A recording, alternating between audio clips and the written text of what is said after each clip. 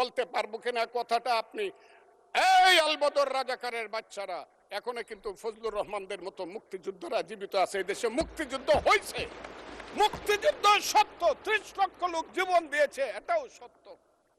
এই যুদ্ধের মধ্য দিয়ে আমরা সেদিন তাদের সঙ্গে যুদ্ধ করেছি। আমার বাড়ির সামনে মব হয়েছে আমাকে হত্যা করার জন্য। সেদিন আমি আজকের পুলিশকে ধন্যবাদ দিল, আজকের মিলিটারিকে ধন্যবাদ দিব। 10 মিনিটের মধ্যে আমার বাড়ির সামনে তারা গিয়ে উপস্থিত হয়েছে আমাকে বাঁচানোর জন্য। অনেকেই জেলে চলে গেলেন, অনেকেই পলাতক ছিলেন। হাজার হাজার নেতা কর্মীর নামে যেদিন যুদ্ধ হলো, সেদিন আমি বললাম যে আমি সংসপ্তকের ভূমিকা পালন করব, জয় অথবা মৃত্যু। আমি হাসিনা সরকারের বিরুদ্ধে সবকিছু করব। স্ত্রীকে বললাম তুমি বিধবা হতে পারো, সন্তানদেরকে বললাম তোমরা এতিম হতে পারো, কিন্তু শেখ হাসিনা সরকারের পতন না হওয়া পর্যন্ত আমার যুদ্ধ চলবে।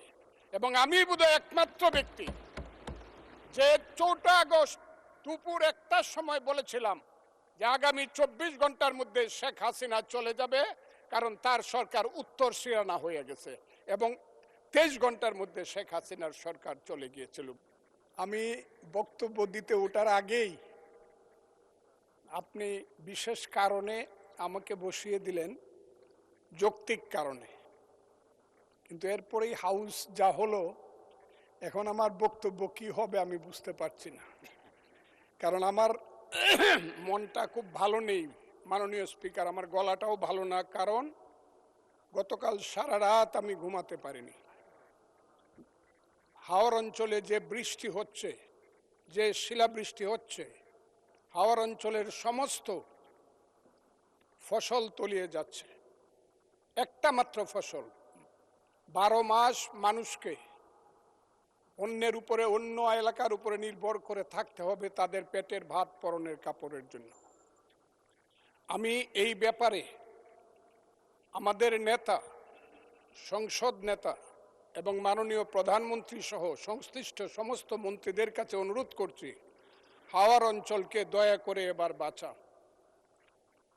এবং প্রথমেই আমি প্রস্তাব করে নিলাম, হাওর অঞ্চলকে সঠিকভাবে বাঁচাতে হলে 35টি জেলা নিয়ে একটি হাওর মন্ত্রণালয় করতে হবে। এবং এই দাবি করে আমি আমার মহামান্য রাষ্ট্রপতির ভাষণের উপরে বক্তব্য শুরু করছি। আমি প্রথমেই শ্রদ্ধা জানাই মহান নেতা, মুক্তিযুদ্ধের ঘোষণা দানকারী, তৎকালীন মেজর, পরবর্তী সময়ের রাষ্ট্রপতি শহীদ প্রেসিডেন্ট জিয়াউর রহমানের প্রতি, আমি শ্রদ্ধা জানাই মহান নেত্রী, দেশনেত্রী বেগম খালেদা জিয়ার প্রতি, যার আহ্বানে এবং যার কারণে আমি আজকে বিএনপি করি। তিনি আজকে নাই, আমি তার আত্মার মাগফিরাত কামনা করি।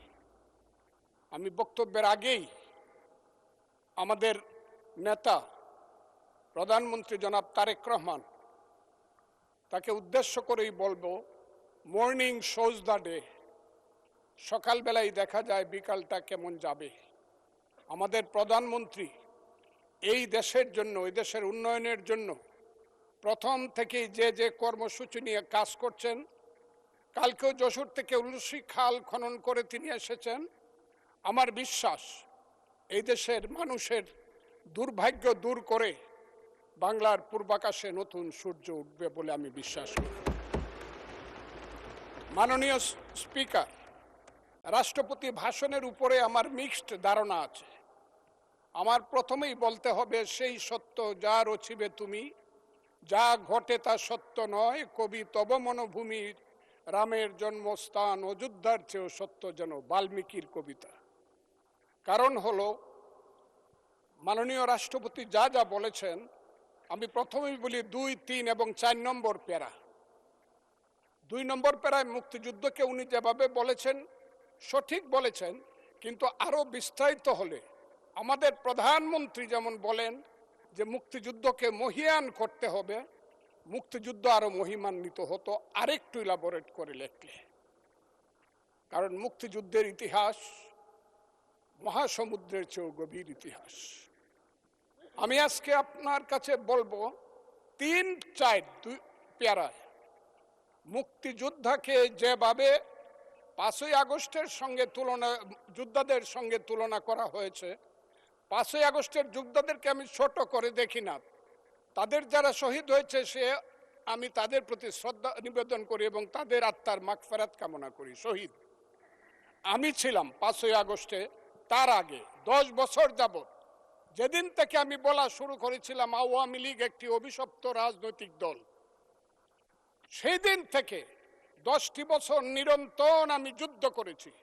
আমি আমার যেদিন সর্বশেষ 28শে অক্টোবর নয়াপল্টনের মাঠ থেকে 10 লক্ষ লোকের মিছিলটাকে ফ্যাসিস্টরা ভেঙে দিল, অনেকেই জেলে চলে গেলেন, অনেকেই পলাতক ছিলেন, হাজার হাজার নেতা কর্মীর নামে যেদিন যুদ্ধ হলো, সেদিন আমি বললাম যে আমি সংসপ্তকের ভূমিকা পালন করব, জয় অথবা মৃত্যু। আমি হাসিনা সরকারের বিরুদ্ধে সবকিছু করব। স্ত্রীকে বললাম তুমি বিধবা হতে পারো, সন্তানদেরকে বললাম তোমরা এতিম হতে পারো, কিন্তু শেখ হাসিনা সরকারের পতন না হওয়া পর্যন্ত আমার যুদ্ধ চলবে। এবং আমি বোধহয় একমাত্র ব্যক্তি যে 4 আগস্ট দুপুর 1টার সময় বলেছিলাম যে আগামী 24 ঘন্টার মধ্যে শেখ হাসিনা চলে যাবে, কারণ তার সরকার উত্তর সিরানা হয়ে গেছে, এবং 23 ঘন্টার মধ্যে শেখ হাসিনার সরকার চলে গিয়েছিল। আমি সেই আন্দোলনে ছিলাম। বলতে পারেন মিছিলে ছিলেন না, আমি মিছিলে ছিলাম না আপনাদের মতো, কারণ আমার বয়স 23 বছর ছিল, তখন আমি এরশাদ বিরোধী মিছিলের প্রধান নেতা ছিলাম আমি।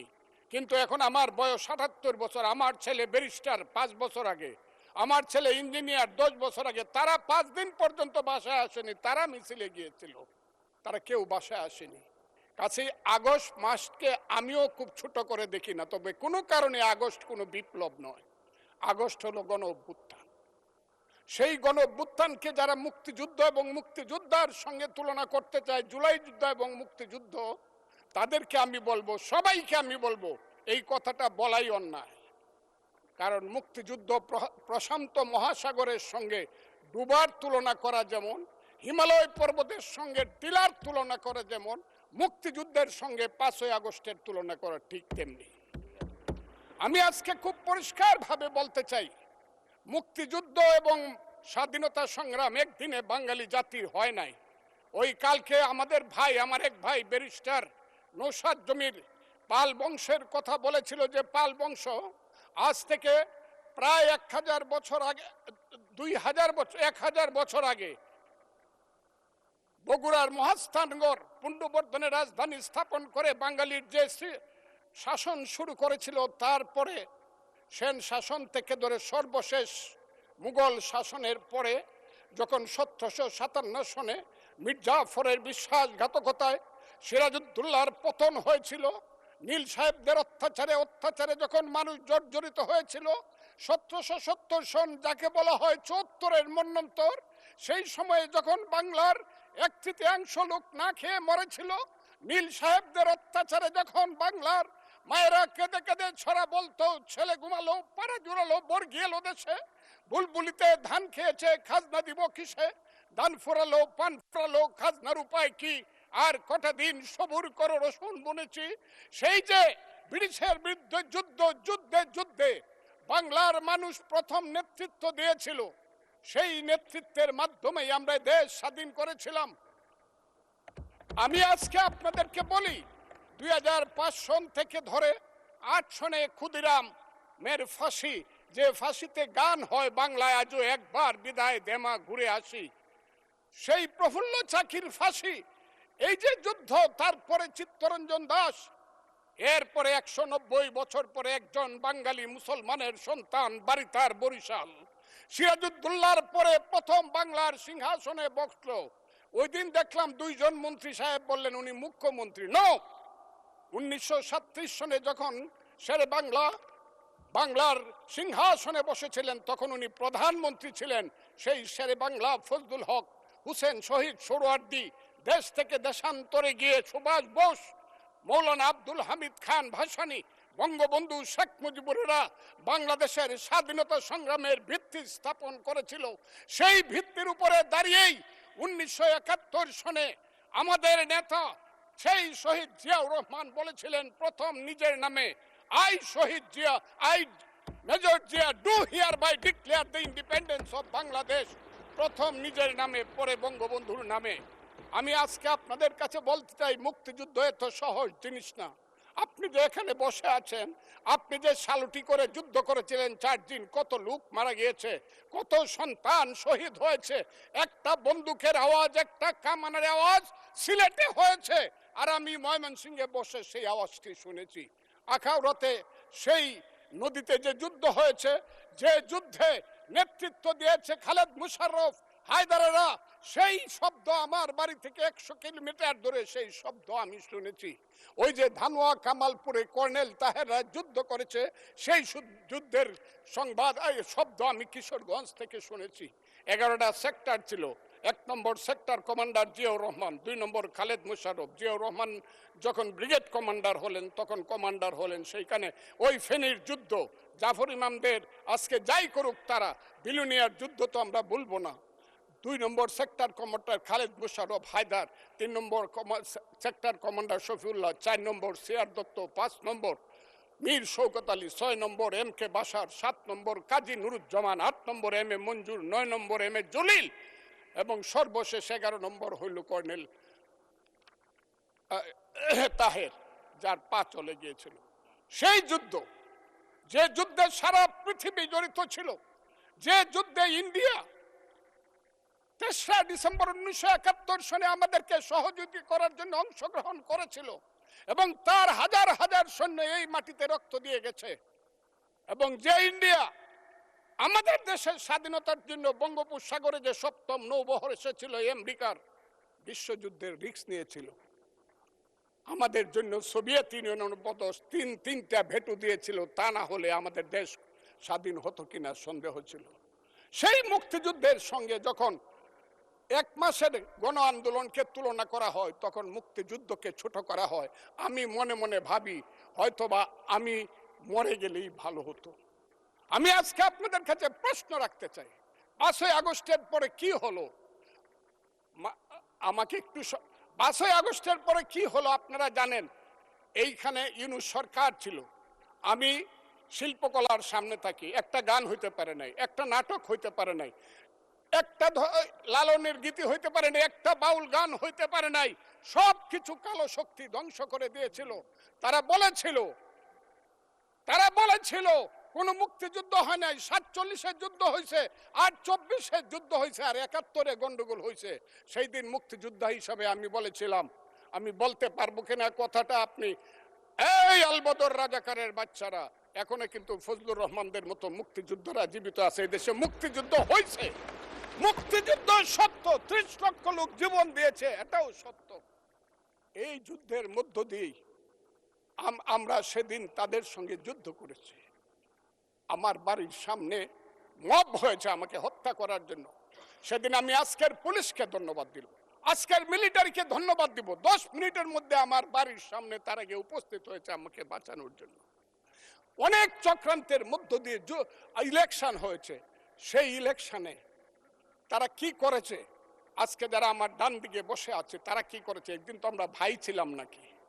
তারা যা করেছে সেটা কল্পনা করার মতো না। যত চক্রান্ত করেছে, সেই চক্রান্তের ভিতর দিয়ে যখন তারা প্রচার করতে শুরু করলো তারা বাংলায় 2/3 মেজরিটি পেয়ে তারা পাস করবে, আমি হতভাগা ফজলুর রহমান বলেছিলাম, জামাত জোট যদি মেজরিটি পায় তাহলে আমি বিষ খাবো। এই কথাটা আমি বলেছিলাম, আমি বিষ খাবো। হ্যাঁ, কথাটা সত্য, আমি বলে যাচ্ছি। এবং তারা কোনোদিন যুদ্ধে জয়লাভ করতে পারে না, রাজনৈতিক যুদ্ধে, কারণ তাদের পূর্বপুরুষ বাংলাদেশ চায় নাই। বাংলাদেশ যদি থাকে, এই বাংলায় শুধু বেলিচা মিলিয়ার জুই ফুল ফুটে না, এদেশে রক্তগোলাপ, রক্ত জবা ফুটে। এদেশের জঙ্গলে শুধু কোকিল ডাকে না, এদেশের জঙ্গলে রয়্যাল বেঙ্গল টাইগারও থাকে। যতদিন রয়্যাল বেঙ্গল টাইগার থাকবে, মুক্তিযোদ্ধা জিতবে, রাজাকার কোনোদিন এদেশে জয় লাভ করতে পারবে না। আমি চ্যালেঞ্জ করে বলে গেলাম। আমি আজকে আপনাদের সামনে আরো কিছু বলতাম, কিন্তু আমি টাইমটা দেখতে চাই, আরেকটা কথা বলতে চাই।